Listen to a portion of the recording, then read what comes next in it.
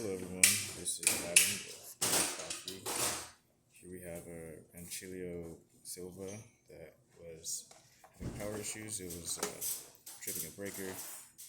We have some burnt connectors here, some degraded and corroded connectors right here. So we replaced those with a completely new connector, and it's working fine, as it should be. So we have power, we have steam,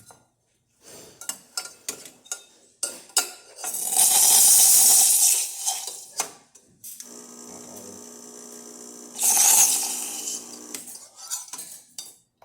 and just to show that it can pull a shot, the espresso function works.